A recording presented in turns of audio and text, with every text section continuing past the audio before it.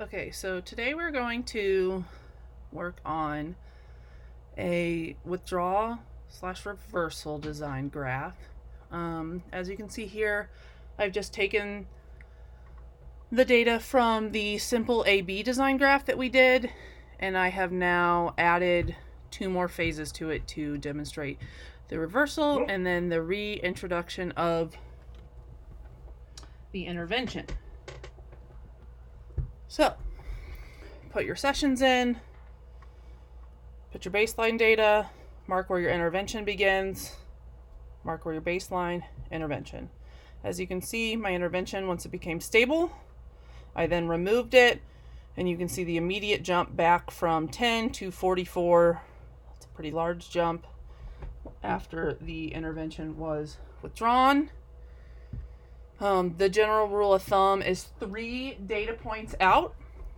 So here I have 4, and then I'm going to reintroduce my intervention back into this child's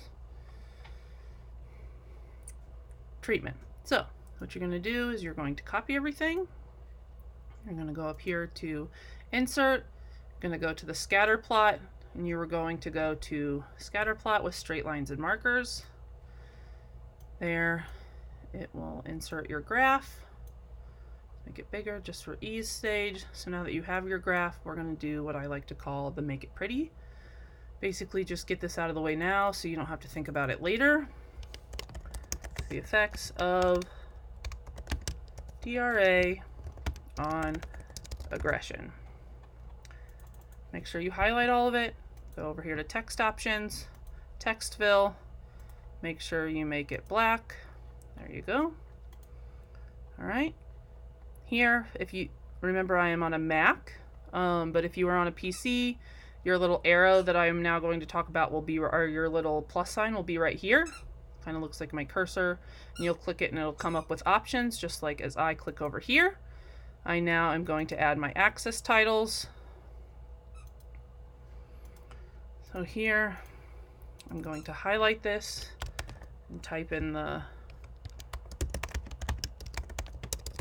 title of that axis. The y-axis is your frequency of aggression. Again, you're on text options. This A with an underline. I'm going to make it black. Then here, just sessions.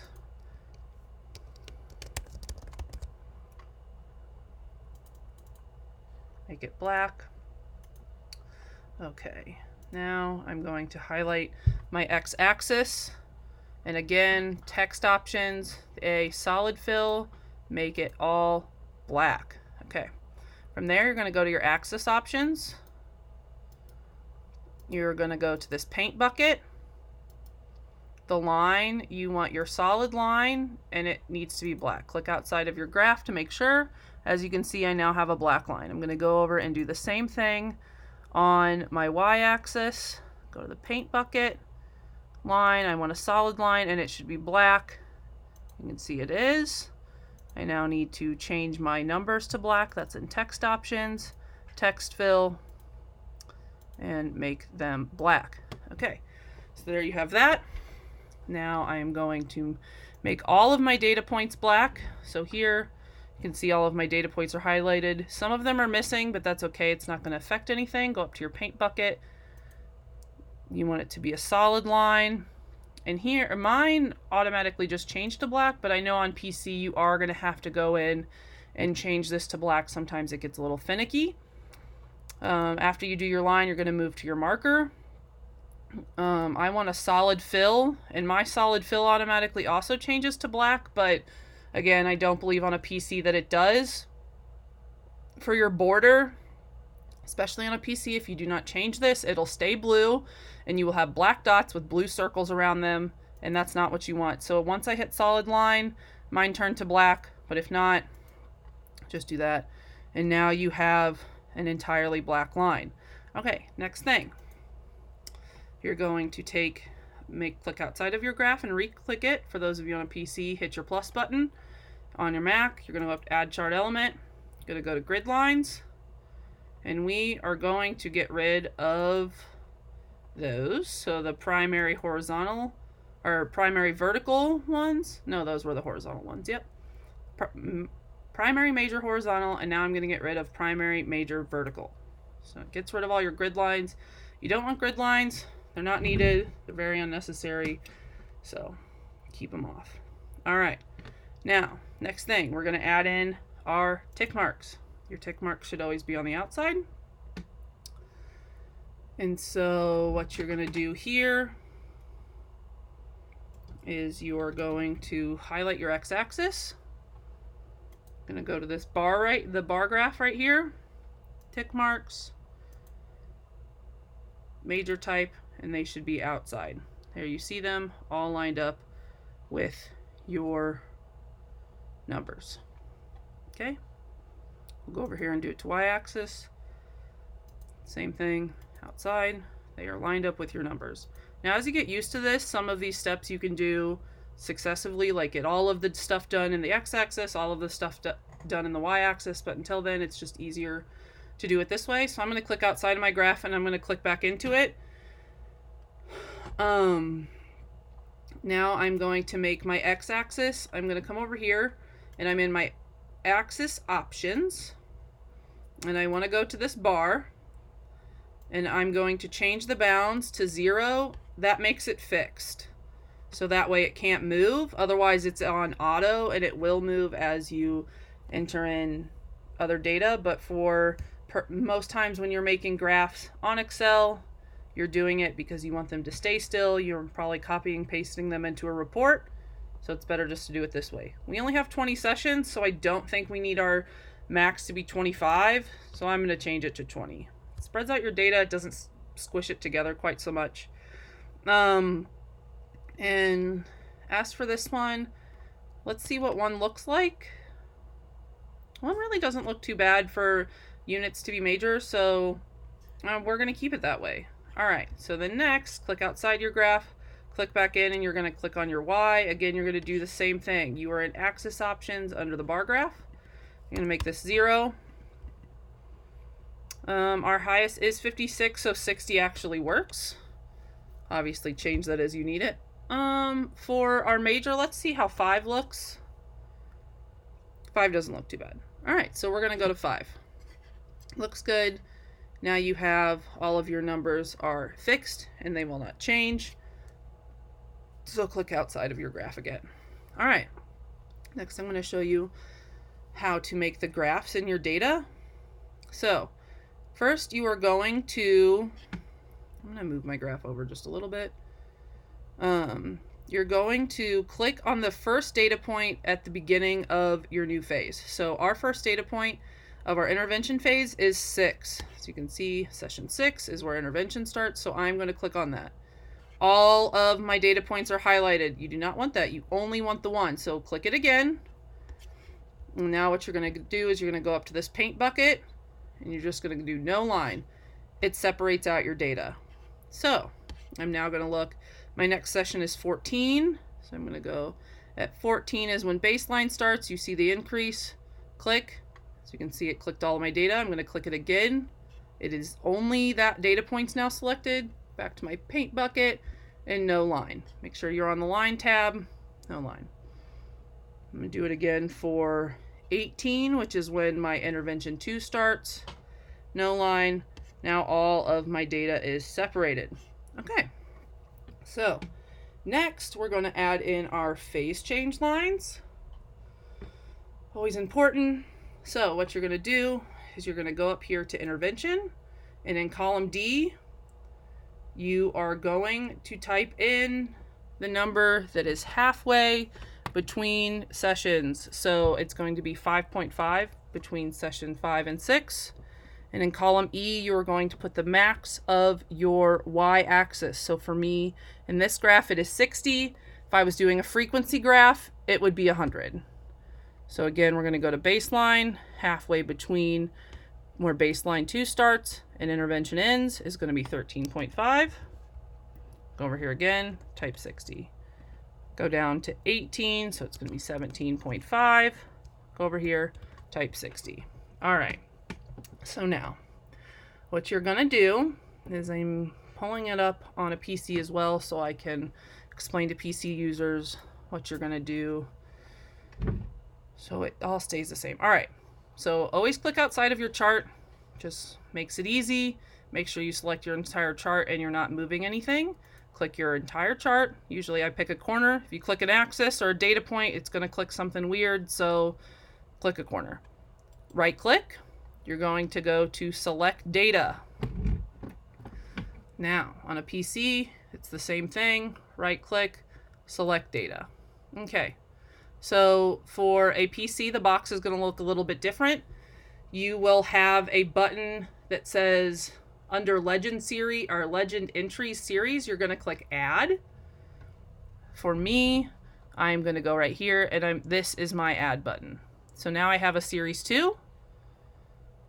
What I'm going to do is I'm going to click this little arrow. When you click the Add button on a PC, you will get an extra box that comes up, and you're going to go down and hit Series X values, just like I'm going to do, and you're going to click that arrow. So I'm going to click that.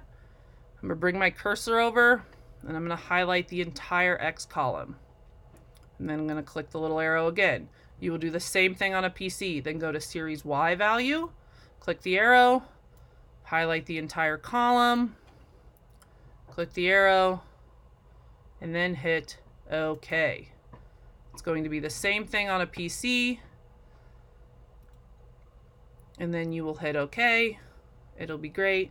You'll have your bars. Okay. So you have these little guys. Super great. They're orange. They look a little funny. Click outside your graph. Click your graph again.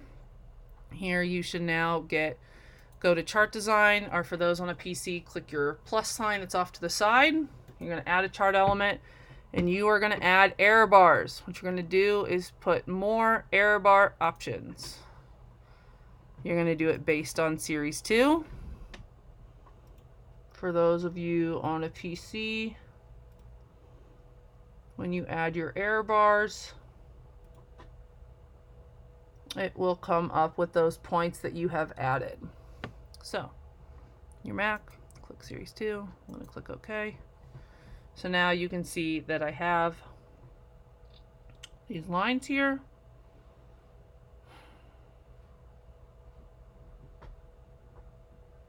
But, okay, that's why. Okay, so I'm going to go in here. It should say vertical error bar. I'm going to go down and hit no cap. And my fixed value is going to be 60. That is the max of my y-axis. If I was frequency, it would be 100.